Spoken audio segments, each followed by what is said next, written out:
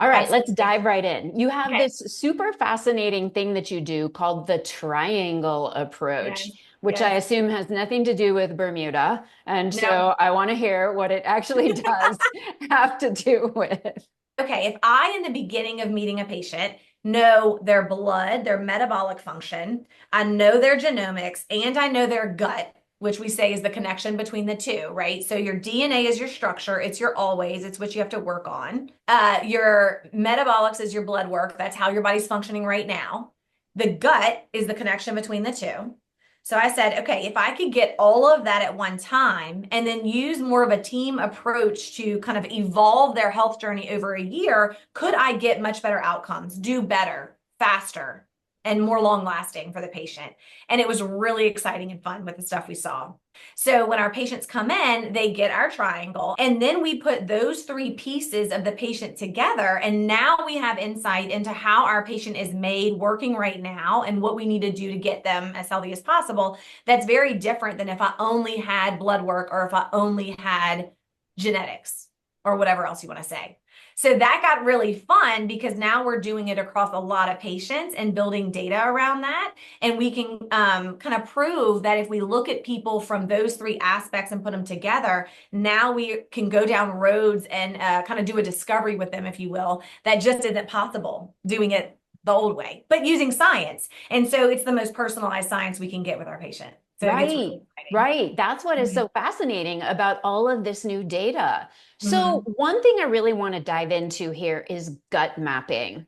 What is gut mapping about? How does it help? How could this possibly be relevant for people with brain issues, for people with migraine? Can you explain a little bit about what that means? So gut mapping is literally, it's easy. We tell the patients they do it at home, not in the clinic, and they send their stool off. We use a company called GI Map, and it literally looks at everything in their gut. And it's PCR DNA based of the gut. So all the good bacteria, all the bad bacteria, digestive enzymes, inflammation, there's parasites and stuff in there, but you really get a one-stop shop of how the gut is functioning start to finish. So a lot Hmm. of times it's not that if you didn't know everything start to finish, you might focus on one thing, but really it's this, it's the microbiome or whatever it is. So we can optimize how the gut is absorbing nutrients and excreting toxins.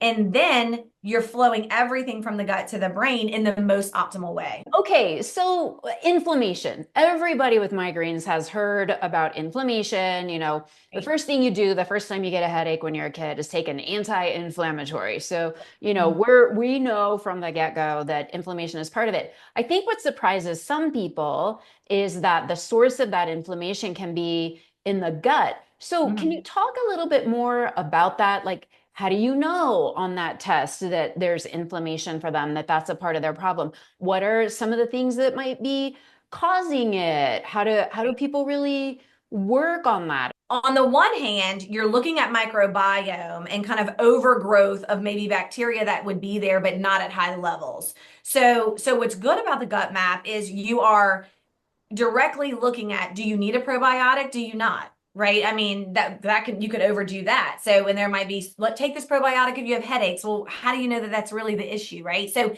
the gut map clears the water.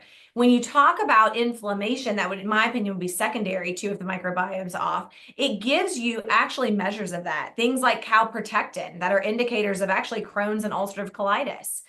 Beta glucuronidase, that is something that could be high if you have inflammation in the gut. And then what I think is one of the coolest things that it tells you is it tells you if you're making antibodies to gluten. So it gives you an antibody, a gliadin protein. So it might be one thing to say, well, let me say this. I think a lot of my patients would come to me and they would say, oh, I saw this naturopath and they told me I had to be dairy free or gluten free or they weren't going to get me better. I mean, that's definitely, if you've had headaches, you've at least thought about that, right? Someone said it. Yeah. And so I feel like that's fine. But if you're like me, it's really hard to follow a rule that's really hard if you don't really know that it's your rule, right? Yes. So, Yes. what I love about doing this is that if I show you in your gut, you are making antibodies against the gluten protein, look, clear the mud. It's a problem right now, right? And Yeah. it's causing an immune reaction. You're actually seeing that on there. And then you get the gluten out, that goes away, and the things get better. Headaches would be one of them. The other thing is that's really interesting on there, especially when you're talking about headaches, because it can be so confusing. What should you eat? What should you not, right? Histamine diet. I mean, all the Hmm. things. So it gives you an eosinophil protein reaction. So it's a level of eosinophils in your gut. Eosinophils are the blood cells that come, arise in us when we have allergies. Okay, so if you see them in your gut, something in your gut is causing you to make extra eosinophils. So if we see that, then we know, okay, let's go do a food sensitivity test because there's something that this patient is doing that is reactive, and it might be something healthy. It Right. might be something that you are purposely doing every day because someone told you you should eat this if you have migraines. Yeah. God forbid you're doing the wrong right thing. So, I mean, I've been there. I mean, elimination diets, histamine diets. I mean, those are hard. Yeah, absolutely. And I think they're very frustrating because when you're Very. having headaches every day or almost every day, you have so little bandwidth, Mm-hmm. and if you pour all that energy into a food elimination diet for 3 weeks and you see nothing, that is so demoralizing. Right. And so that I'm a huge fan of getting data too. Now, I want to follow up on three really solid takeaways from the gut mapping that I heard you say. The first is it can clarify exactly what your food intolerances are. Do you actually have to deal with not eating gluten or dairy? Okay, gives you an answer to that. Like super simple. Yes, you do. No, you don't. Mhm. Second thing, it can tell you whether or not eating a low histamine diet would help you because you can see those certain kinds of cells in the gut. Mhm. So it gives you a straight up answer to that. That question is extremely hard to answer with labs, I think. And then the third thing I heard you say, and I just want to double check this because I just feel like we need to highlight this. Did you say probiotics are not uniformly good for everybody all the time? Yes, I did. Oh, I want to hear more about that because I think people need to hear that. So it never would fail. I'd get the patient coming in and they have had IBS or whatever they've had, and they're taking all the things, right? I mean, they're putting probiotics in everything, in the drinks and the whatever. It's all putting a ton of it. And inevitably, patients who would come in with all this stomach stuff, their good commensal, their normal flora, the stuff that should be there in a good range, would be through the roof, really high. And then secondarily, they would be overgrowing the stuff that kind of could be there, but you didn't want in a high level. Things like strep, staph, these other microbiomes that can really start to perpetuate and steal serotonin and other things. So that was a pattern I saw. And so even down to, hey, do you need a probiotic? And if so, what one? The answer is definitely in there. And that can be very helpful for a lot of reasons. Oh my gosh, so much because I think that, a lot of people have gotten the message, oh, gut health is important. Okay, fine, I'll take a probiotic. And they feel like that's the answer.